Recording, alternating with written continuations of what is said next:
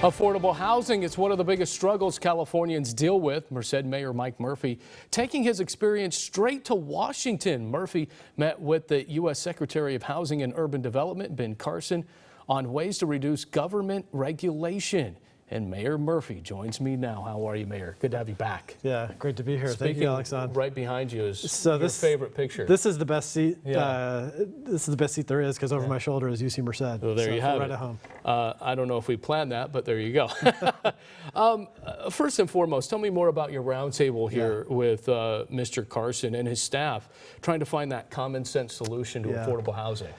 Yeah, so I was invited to the White House because in June, the administration or the president put forward an executive order tasking Secretary Carson to come up with solutions around affordable housing in the country. So we've got 37 million Americans that spend more than 30% of their income on housing. And when you look at people that spend more than 50% of their income on housing, it's 18 million. So it's, and we're not immune from that here in California. Well, no, it's probably way more than that. Right. Just like gas prices. Right. And you got a chance to share a personal experience with because of your parents. I did. Yeah. So had an opportunity to share sort of some of the nuts and bolts things that I think could improve the situation, but also shared the story of my family. So as a kid growing up in Merced, our family moved around. We were renters, and then my parents bought their first home thanks to the City of Merced's down payment assistance program. Yeah. So, you know, the $800 down payment was something that they were able to put together, which actually wasn't easy at the time. But my mom still lives in that home. My dad's passed away, but my mom is still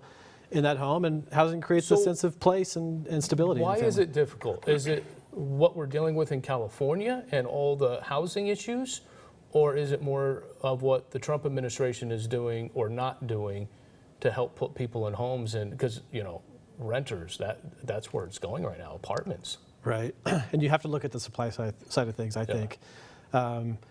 We don't have enough housing. And that's causing prices to go up.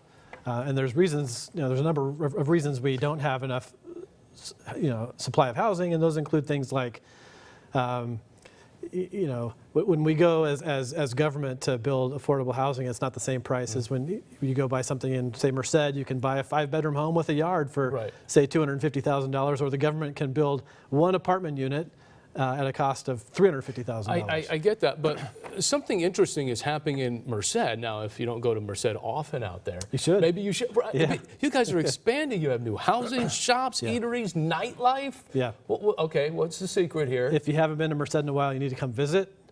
So we are the home of the University of California, Merced. Right. In 2016, they kicked off their 2020 project to double the footprint of the campus. It's a $1.3 billion construction zone to double the size of the campus. That's going to be complete in August of 2020. And it's not only state investment that's happening, but that's spurring just a whole host of private sector investments. So if you walk on Main Street in downtown Merced, you're going to see what in the past have been old blighted buildings that are now coming back to life and being restored, and it's pretty cool to see. So high-speed rail, obviously we know that the rail system, as we know it, has been shortened to Merced to Bakersfield. How does that help or hurt you? Well, we see passenger rail as a big part of our future in Merced. So when I say passenger rail, I mean high-speed rail, but I also mean the Altamont Corridor Express, the ACE train, and Amtrak. So Merced is going to be that joining place, or that golden spike where high-speed rail becomes a jumping-off point to go on to ACE, which also takes you to the Bay Area. But and you talked about right there. Yeah. That's what I want to talk about. Is are people who live in the Bay Area now moving to Merced and making that transit, so to speak? I know that I mean, because you could park and ride and take, you know, the tram in, so to speak. You can, and we have people in Merced that are super commuters, right? That spend more than 90 minutes getting to work. But we also have people that drive to Dublin to get on BART. Wow. Right? Yeah. And so the future of Merced is being able to get on an ACE train in downtown Merced.